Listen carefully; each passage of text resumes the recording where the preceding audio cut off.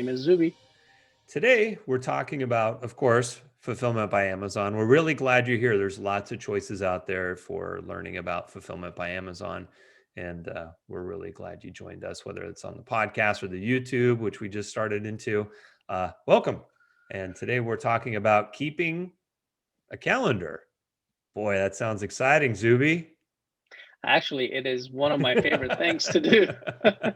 For me, it's exciting, and it's not just any calendar. It's an Amazon FBA annual calendar. I got into the whole. I fell in love with annual calendars in my first real job after college. Doing property management, and it really we had an annual calendar and made the job so much easier. Just Mhm. remembering all the different tasks. So when I entered into the Amazon world years ago, I went ahead and started I created my own annual calendar, and each year I keep on adding to it different things that need to go in there, and it's really helped me stay organized and focused and remember stuff that maybe if I hadn't put it on the annual calendar, I wouldn't have remembered. And it also helps me.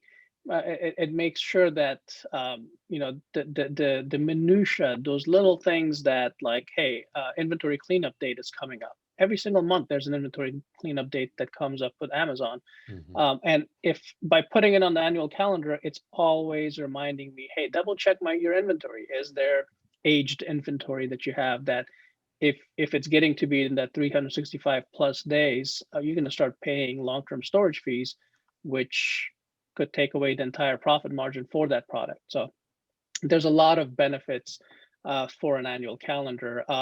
We have one in our Facebook group Mhm. that where we just published it recently.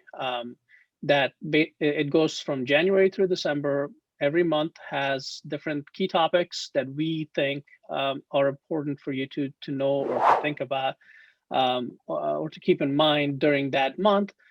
If we have a podcast or a video on it, we've linked it to that topic on there as well, which is a great uh, use of the annual calendar. And Mhm. we have linked our stuff there, but you can always, take our calendar and link whatever it is that you like the best about that topic. If there's other podcasts, if there are other blog posts, other training programs, whatever it is that you want to go back to and read about next year in January because it really helped you focus in on this January, then link it there. It's a great way to stay organized with all those material that really helped you learn and understand new things in your business.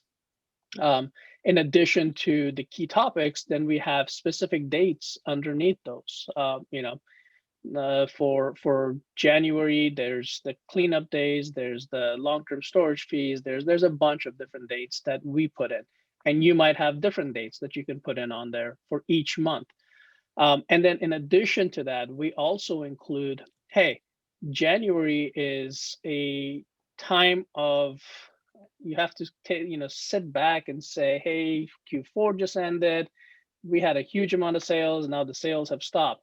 You have to remind yourself in January that there is that hangover, and that you cannot you can't let yourself sort of get down on your sales, because your sales are going to drop by 50 to 70%, 80%, depending on what categories you sell on. So you want to stay forward thinking in your perspective and your focus. So in January, we list all the upcoming seasonal things that are happening in February for you to go and start sourcing on. Valentine's Day is coming up. March Madness is coming up in March. There's a lot of different holidays and different seasonal things that are coming up where you can go start sourcing for them and start shipping inventory into Amazon, so that you can continue having that increased sales. It's very so the annual calendar really helps with all of that.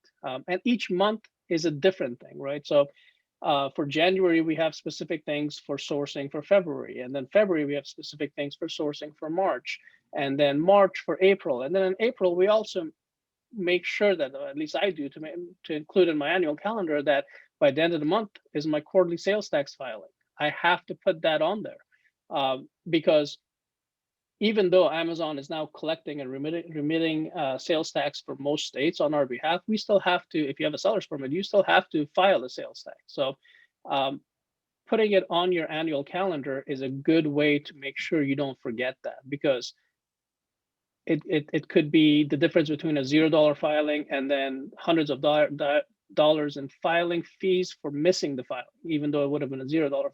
So it's important to put that stuff on there. Some of the other things that I really enjoy putting on them is throughout the year, I go through and research upcoming roadshows, upcoming seminars, upcoming trade shows, things that I want to go and both increase my knowledge and of Amazon as a business, Amazon sellers, meet new Amazon sellers, network with them, and also go find new wholesale accounts, go find new opportunities.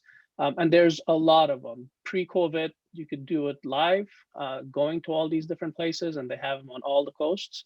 Or now there's virtual conferences, virtual trade shows.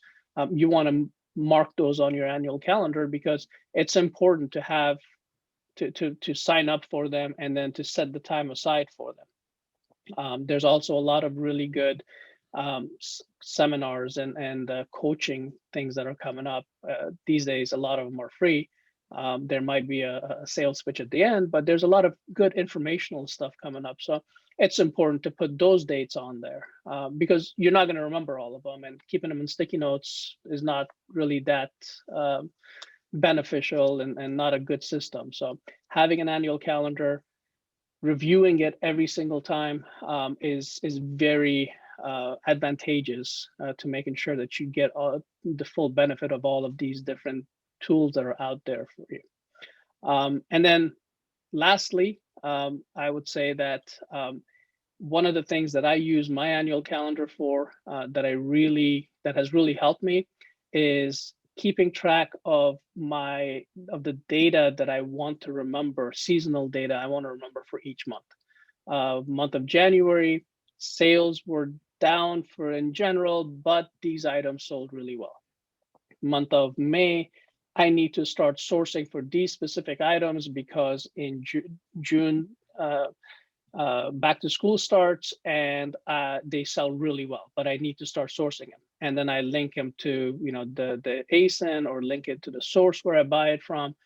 It's a very easy way to remember, hey, these things sell really well for 2 months or 3 months, and this month is when I should start sourcing them. If you leave it up to your memory to remember, hey, last May, what was it that I bought that sold really well? It's not the best policy. It's not the best way to really optimize your business growth. So putting that level of data in your annual calendar definitely has a very positive impact on the long-term growth of your business. And I would highly recommend it. Yeah, I'm with you. And I think to remember, if you're doing FBA as primary, even a side hustle, you're responsible. And a lot of us are doing it maybe with a little bit of help, and maybe it's all on one person's shoulder. That's a lot of things to remember and keep track of. And, I jest with you at the beginning of this about how exciting it is, but it's something that I've been doing for years, which is, keeping an actual um, book Old and school. keep writing in it and keep updating it. And I have behind me on one of those shelves ones, for each year, or maybe a couple for a specific year. And besides reminders going forward, which is great, you can use whatever, your email, Outlook, or whatever you're using for even off your phone, you can use a calendar and have reminders. There's good to look in the rearview mirror too, to see what was it that I was trying to accomplish, 6 months ago, or maybe I had a conversation with somebody like you and try to go, oh, what was really discussed? So, I know you're looking forward with these, but there is value in looking backwards on that calendar to see what goals maybe you set, maybe some performance indicators that you were hoping to get, or like you talked about, some data. You might have said, hey, I can't wait to go to that trade show. And then you forget, and it's still on the calendar, but your notes tell you it wasn't worth the time or the energy. So great value in having an annual calendar, and there's some diligence that has to go with keeping it up to date, but well worth it in my opinion.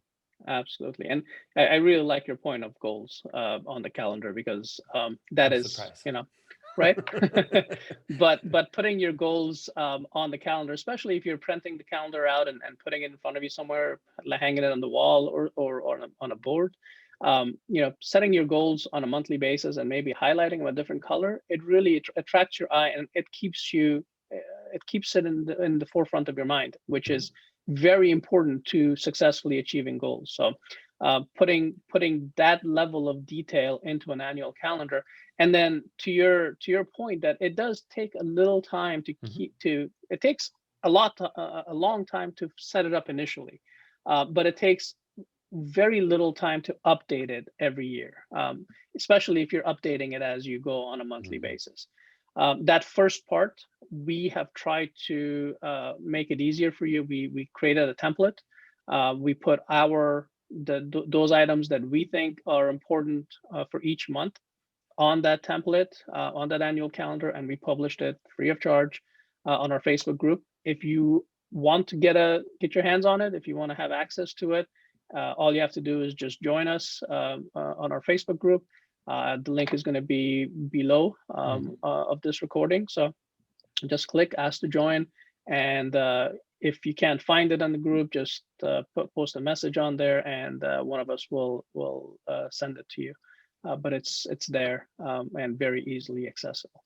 Yeah, the link will be in the description, or if not on the video. And then of course you can join us at proasins.com or FBAprofits.us.